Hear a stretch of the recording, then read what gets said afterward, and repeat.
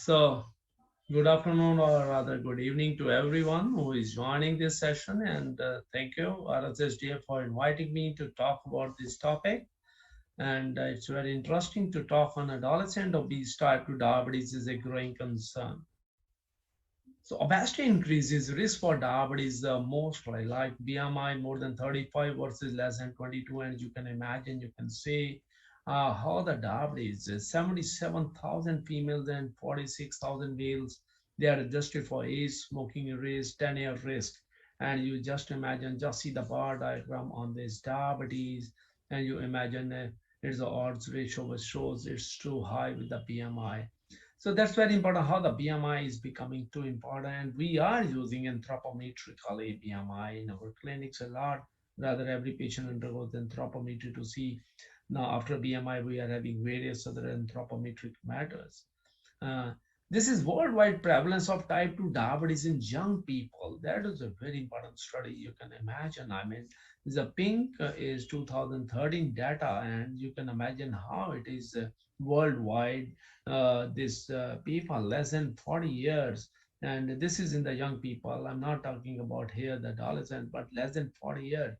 They are too high. That's 2013 data is, and it has risen so much from 2003 to 2013. You see the bar diagram. So what are the risk factors for childhood type 2 diabetes?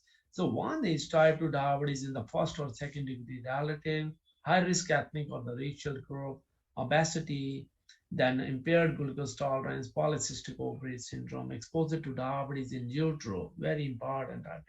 Acanthosis nigricans, some markers of insulin resistance, hypertension, dyslipidemia, NAFLD, and use of atypical antipsychotic medications. That's one of the really very important. I will be coming on that.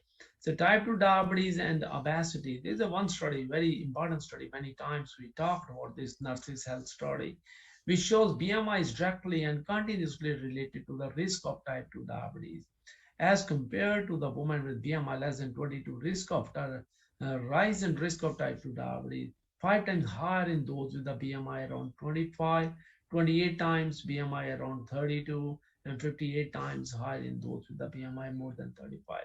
So I'm talking about here, I mean, this NHS is the most important study. I mean, because in adolescents, obese adolescents, obesity becomes a very major risk factor in adolescents, in the young people, to become the risk of diabetes that goes very high.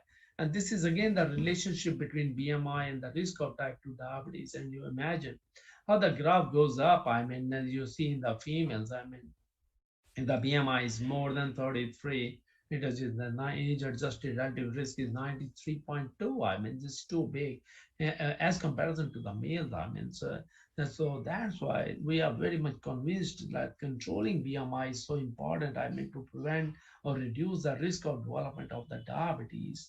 So in the young, the once thought to be a metabolic disorder exclusively of the adulthood has become increasingly more frequent in now obese adolescents, occurs in all races with high prevalence in the non-Caucasian groups like us, and prevalence is increasing worldwide.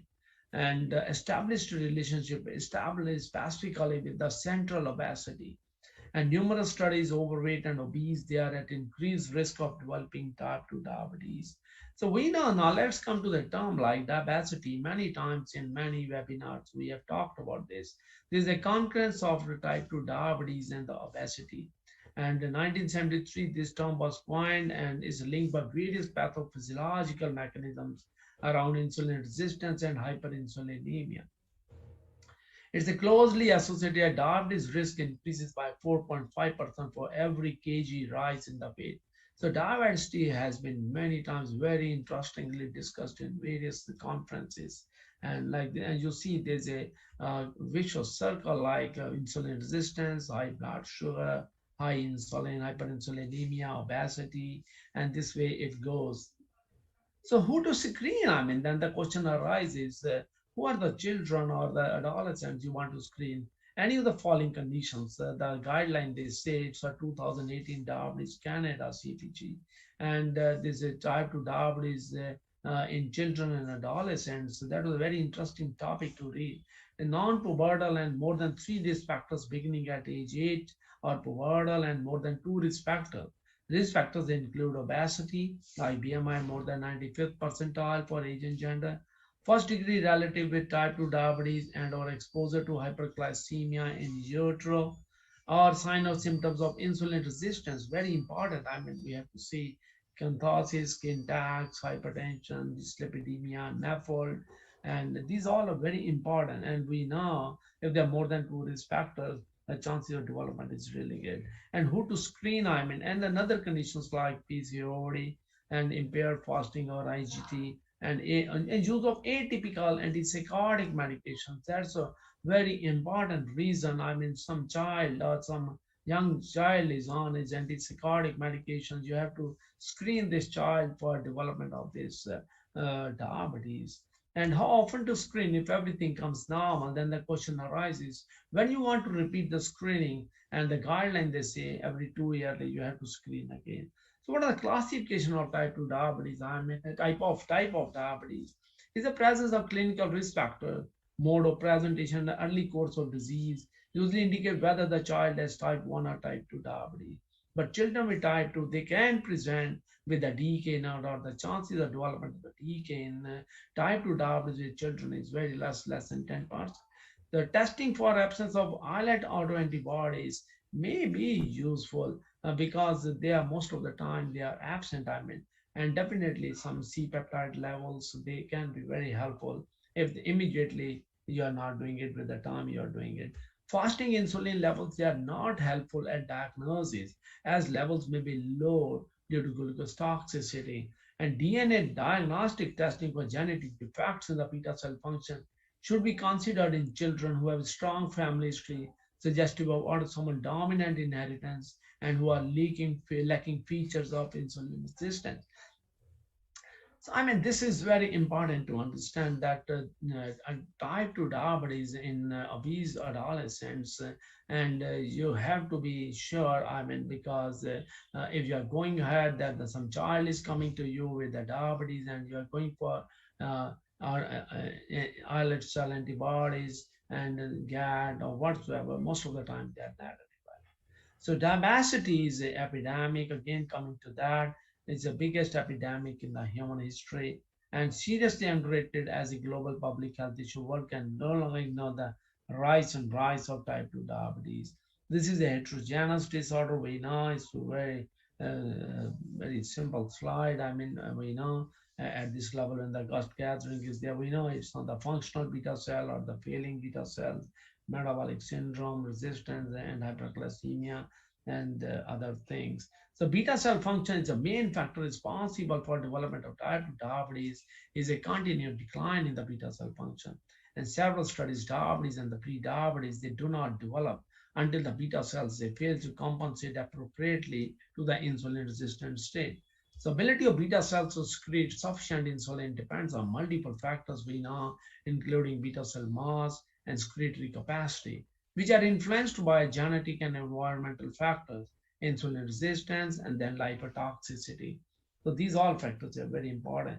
And what is happening in the obese adolescents, beta cell defects in pre-diabetic conditions in obese adolescents. This is the two phases. First phase insulin secretion and the second phase insulin secretion. You see, first is the normal glucose tolerance, then impaired fasting glucose, then IGT, then IFG by IGT. And you can imagine, I mean, the second phase and first phase, they're really affected in the both IFG curve, IGT, and in this group, markedly affected in the first phase insulin secretion, and the same is happening with this. So, I mean, this really indicates, I mean, this is glucose sensitivity. The first phase and second phase, they are really affected, I mean, beta cell defect. So what is disposition index, DI? It's a relationship between insulin sensitivity and insulin secretion. As the sensitivity decreases, insulin increases, the secretion increases to maintain normal glucose tolerance. And we are many times discussing about disposition index. It's a product of insulin sensitivity and beta cell function. Therefore, can be used considered an index of beta cell function weighted by insulin sensitivity. So studies in adult population, DI is not only a measure for identifying subjects with poor beta cell function, but is a strong predictor for the development of type 2 diabetes. Obese children who progress to IGT, they manifest low DI values than those who do not experience a worsening of the glucose tolerance. So insulin resistance now influences the progress of progressive beta cell failure of type 2 diabetes by placing an increased demand on the beta cells to hypersecretory insulin. The precise mechanism by which insulin resistance leads to beta cell failure, many times we have talked in various conferences and discussions, they are unknown. Possible hypothesis, the cause of insulin resistance is directly responsible for the beta cell failure, like example is lipotoxicity. So then the question is obesity and the lipid partitioning. I mean, obesity is the most important cause for development of is insulin resistance, we know, and the critical determinant of insulin sensitivity is not the degree of obesity per se, but the distribution of the fat partitioning. What is fat? Adolescents at risk for developing alterations in glucose metabolism, they are not necessarily the most severely obese, but are characterized by an unfavorable lipid distribution profile. That's very important. Sometimes you have a lot of adolescents diabetes coming in the clinic with the type 2 DM, but sometimes they may not be obese, and mostly sometimes, yeah. So then the question arises: it's a hypothesis. I mean, unfavorable lipid distribution profile. Visceral fat is the most important. I mean, ample evidence obese children and adolescents that visceral fat accumulation is associated with impaired insulin sensitivity secretion independent of total body adiposity, a significant increase in the 2R glucose. And we know the visceral fat is too big problem in our Asian population. And that's really, we know in many times we talked about it. And hepatic steatosis, how it is contributing to this adolescents, this development of the diabetes. We know ectopic fat deposition in the liver is emerging as the most important marker of IR and glucose dysregulation in adults as well in the obese pediatric population. Studies in obese children and the adolescents, we that has shown insulin resistance is directly related to the percent liver fat. Rising ALT levels associated with deterioration in the insulin sensitivity and glucose intolerance, and abnormal ALT levels were found in children with type 2 diabetes. So various factors I'm talking in my lecture, how these factors they are so important to see in children. And these all factors are very important who poses the risk of development of type 2 diabetes in children. And you see this graph is there is a liver fat content and low, moderate, and the high liver fat content and impairment of insulin sensitivity and beta cell function in obese children and this adolescent. And you can imagine this is a whole body insulin sensitivity index. And this is when the liver fat content is high, it is very low. That's the insulinogenic index. It is very high when there is a high liver fat content. And this is disposition index, which is very important DI in children or adolescents to measure DI. And you imagine when the liver fat content is very high, you see DI is low. This poses a very big risk of development of the diabetes. So independent of obesity, the severity of fatty liver associated with decrease in insulin sensitivity, impairment of beta cell function, presence of pre-diabetes conditions like IGT, IFG by IGT ratio. Hepatic steatosis independently predicted pre-diabetes in obese adolescents. So any obese adolescents coming to you with this hepatic steatosis, NASH or NAFLD, you should be careful. It's one of the pre-diabetes condition in this obese adolescent. And these findings suggest that intrahepatic fat accumulation is a strong risk factor for type 2 diabetes in young. So obesity into insulin resistance link, a lot of studies now they are there. The obesity and IR link is there. There are three distinct mechanisms have been proposed to link obesity to insulin resistance and predisposed to type 2 diabetes. And you know, one is increased production of adipokines, cytokines, increased TNF, IL, resistin, and retinol binding proteins that contribute to insulin resistance as well as decreased levels of adiponectin. Second reason is ectopic fat deposition, particularly in the liver, as I talked about, and perhaps also in the skeletal muscle and the dysmetabolic sequelae. And third is mitochondrial dysfunction, by the evidence by decreased mitochondrial mass or dysfunction. So mitochondrial dysfunction could be one of the many important underlying facts linking obesity to diabetes, both by decreasing insulin sensitivity and compromising beta cell function. Obesity and type 2 diabetes, how does all this link up at the molecular level?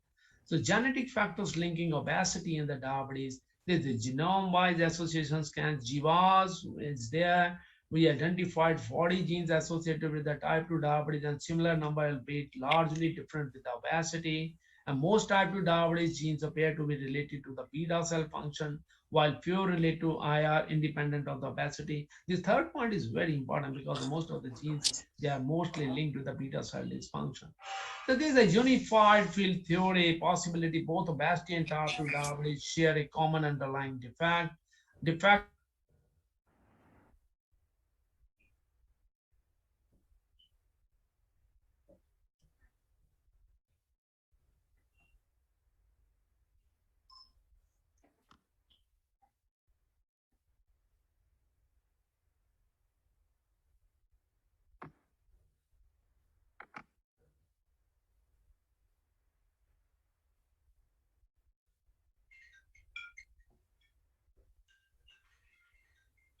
Dr. Kapoor, there seems to be some problem. We are not able to see your slides.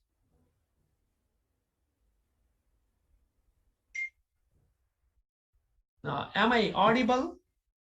Yes, you are definitely audible and I can see you. All right, thank but you. I'm not able to see your slides. All right, there is some problem with it. Now the slide is not visible. I will share again, sorry. Just now it went out, the last slides. Now you are able to see my slide? Yes, sir. Thank you. Yes.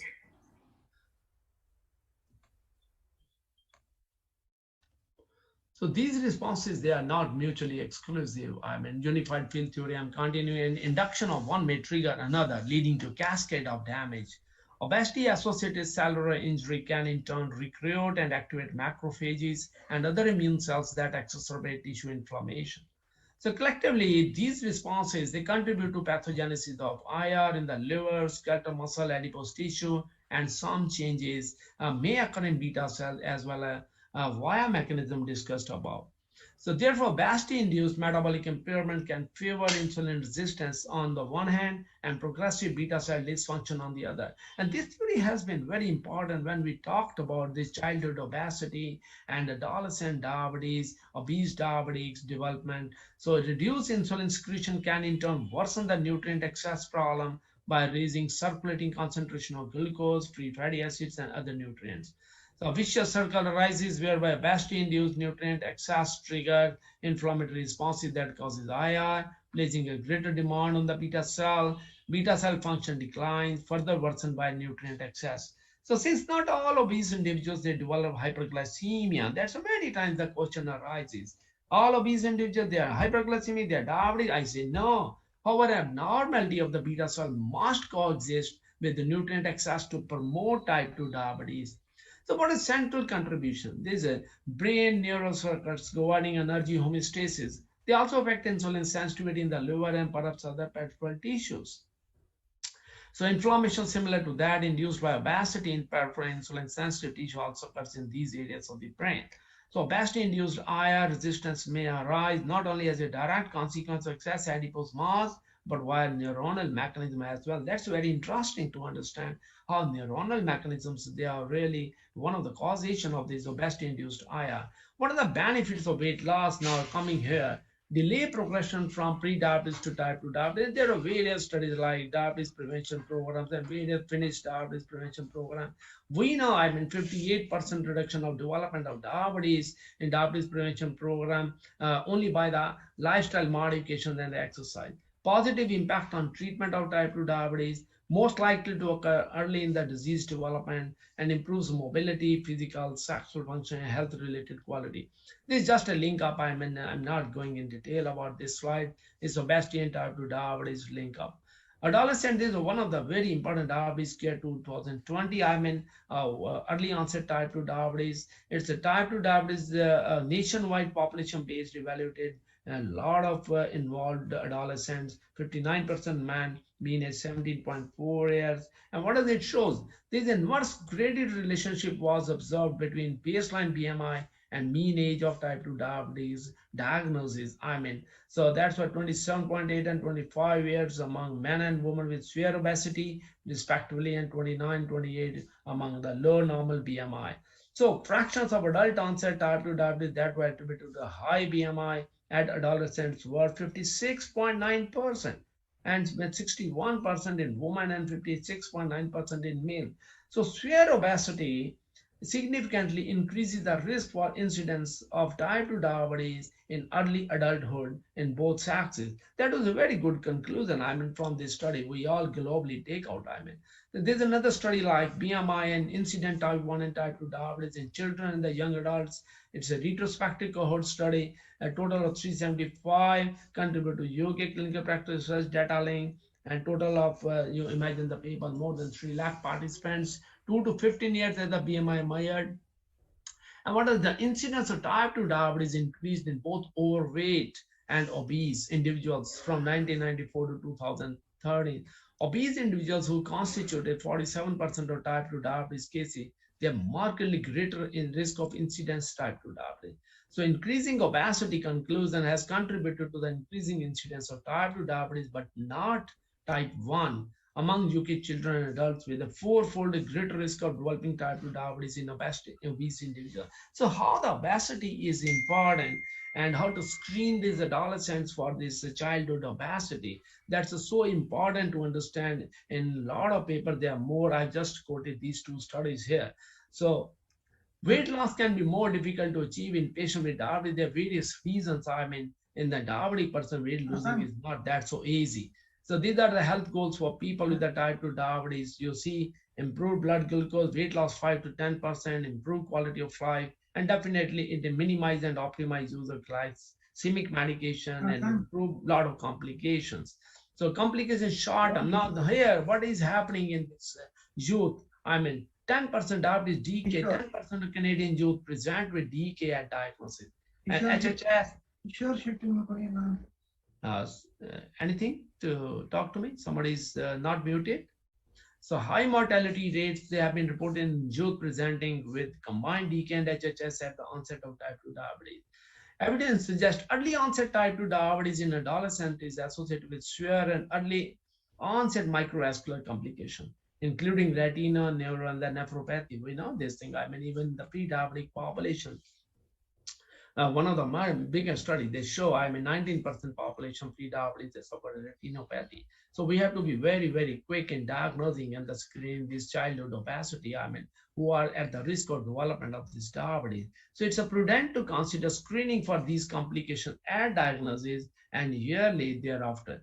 We now come to its management, and it's nothing new. Newer classes, they do not cause weight gain and they're weight neutral, like GLP receptor analogs, SGLT2, DPP4, and we have to talk about the lifestyle modifications, strategies with the patients, physical activity, medication, nutrition therapy. All they are important in the almost in this adolescent obese type 2 diabetes. Definitely sulfonylureas we do avoid because of the risk of the weight gain.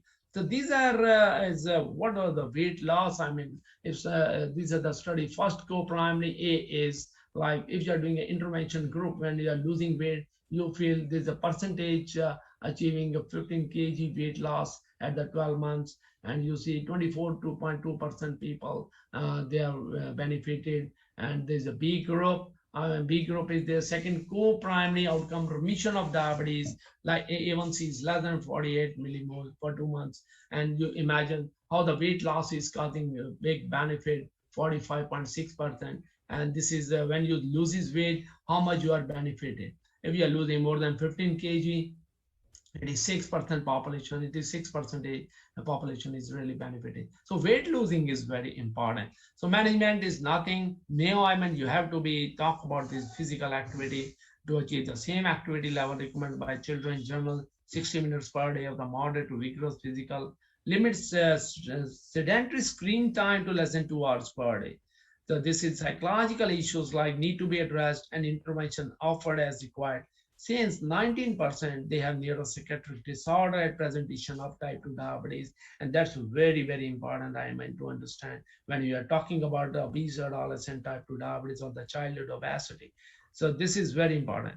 So recommendations: diet, physical activity, behavioral therapy designed to achieve more than 5% weight loss should be prescribed for overweight and obese patients with type 2 diabetes, and intervention should be of high intensity, focus on diet, physical activity, behavioral strategies to achieve so much of this 5 to 500 750 kilocalories per day energy deficit. So short-term interventions that imply very low calorie diets and total meal replacement may be prescribed for select patients by trained practitioners. And we know many times we have talked about the direct study in which 800 kilocalories has been given, and you have found the diabetes remission over a span of this 9 to 11 months. So that's a really very important study, but I don't want to talk about and discuss that study here.